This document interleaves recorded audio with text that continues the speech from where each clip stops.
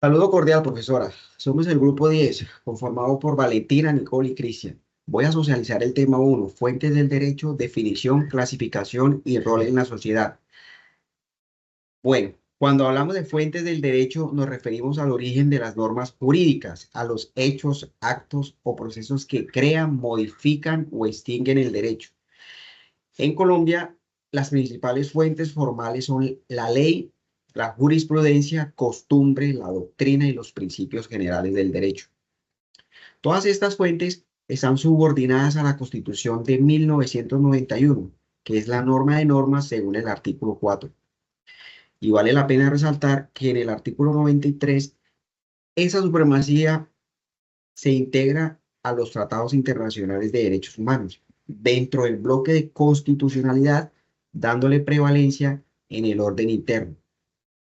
Entonces podemos decir que los jueces deben interpretar los derechos constitucionales en concordancia con dichos tratados. Las fuentes son el punto de partida del sistema jurídico, pero su legitimidad depende de estar en sintonía con la Constitución y con los compromisos internacionales del Estado. Bueno, estas fuentes podemos clasificarlas en tres grupos. En primer lugar, las fuentes formales, pues son las normas expresas y reconocidas por el ordenamiento. Entonces encontramos la Constitución, tratados de derechos humanos, leyes, decretos, jurisprudencia, costumbre, doctrina y principios generales. Un ejemplo muy claro es la sentencia T622 del 2016 de la Corte Constitucional, que reconoció al río Atrato como sujeto de derecho. Muestra cómo la jurisprudencia adapta la Constitución a nuevas realidades, en este caso a la protección ambiental. En segundo lugar, las fuentes materiales, que son los factores sociales, económicos, políticos o culturales que influyen en la creación del derecho. Un buen ejemplo es la consulta popular de Cajamarca en 2017, donde la comunidad rechazó el proyecto minero La Coloso, lo que tuvo un gran impacto político y jurídico. Y finalmente, las fuentes históricas, que son los textos jurídicos antiguos que ya no están vigentes, pero que nos ayudan a comprender la evolución normativa. Por ejemplo, la Constitución de 1886, que rigió por más de 100 años y con la entrada en vigencia de la Constitución Política del 91, marcó un cambio hacia un modelo mucho más participativo y garantista. Jerarquía de las fuentes del derecho. En Colombia las fuentes del derecho también tienen un orden jerárquico. Podemos ver en la cima la Constitución del 91, la norma de normas, que según el artículo 4 prevalece sobre cualquier otra disposición. Encontramos el bloque de constitucionalidad, artículo 93, que incorpora los tratados internacionales de derechos humanos ratificados por Colombia y que sirven como parámetro de interpretación. Le siguen las leyes estatutarias y ordinarias y en un nivel inferior los decretos y reglamentos que desarrollan las leyes. Luego está la jurisprudencia de las altas cortes, que cumplen un papel obligatorio en muchos casos porque interpretan la Constitución y la ley. Y finalmente se ubica la costumbre y la doctrina, que también aportan al sistema jurídico. Un ejemplo claro es lo que vimos en pandemia, donde el gobierno expidió numerosos decretos para atender la emergencia, pero la Corte Constitucional revisó si estaban en armonía con la Constitución. Esto demuestra que ningún decreto puede estar por encima de la norma superior. Podemos decir que esta jerarquía funciona como una escalera. Cada peldaño depende del anterior y si se rompe uno, el sistema completo pierde equilibrio. Ahora bien, esta jerarquía no es solo un asunto técnico, tiene un impacto directo en la vida social porque determina cómo se garantiza el orden y la justicia en nuestra convivencia. Rol en la sociedad. Las fuentes del derecho cumplen un papel fundamental en la sociedad porque reflejan valores y necesidades colectivas. Por ejemplo, el artículo 246 de la Constitución de 1991 reconoce la jurisdicción especial indígena. Esto permite que las comunidades apliquen sus costumbres como fuente legítima de derecho.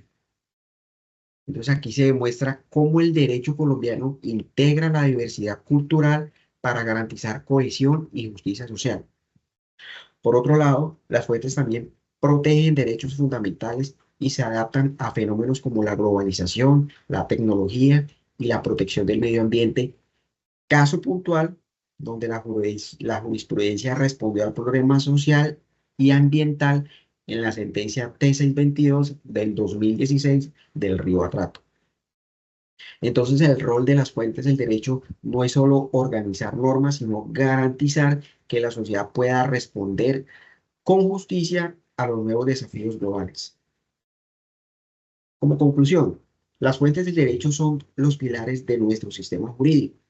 Podemos decir que necesitan actualizarse constantemente, deben adaptarse a la globalización y a las nuevas tecnologías y sobre todo garantizar la protección de los derechos fundamentales, manteniendo claro un orden jerárquico que asegure la coherencia en los mismos. En palabras simples, el derecho cambia con la sociedad y sus fuentes deben mantenerse vivas y actualizadas. Saludos, mi nombre es Nicole Estefanía Arango. El día de hoy yo les voy a hablar sobre el hecho y el acto jurídico. El hecho jurídico es todo aquel acontecimiento natural o humano que produce efectos legales sin necesidad de depender de la voluntad humana, mientras que el acto jurídico, en cambio, sí depende de la voluntad de una persona para producir efectos legales. Un ejemplo de hecho jurídico es el nacimiento o la muerte de una persona, ya que este desencadena sus efectos legales de forma automática. Pero si hablamos del acto jurídico, un ejemplo sería los contratos o el matrimonio civil, ya que se necesita de la voluntad de una o de todas las partes involucradas para poder tener efectos legales. Las diferencias fundamentales de estos dos es que la principal es que para un hecho jurídico la voluntad no es indispensable, ya que sus efectos se desencadenan de forma automática sin necesidad de la voluntad de la persona humana, mientras que en el acto jurídico no existe otra forma a menos de que sea mediante la voluntad humana. Tenemos la conexión con la globalización. Los hechos y actos jurídicos también se ven influenciados por la globalización. Un hecho jurídico como la pandemia COVID-19 mostró cómo un acontecimiento global puede generar efectos legales en contratos, seguros y derechos en países como Colombia. Por otro lado, los actos jurídicos han trascendido fronteras gracias al comercio electrónico y a los contratos digitales que celebramos con empresas extranjeras.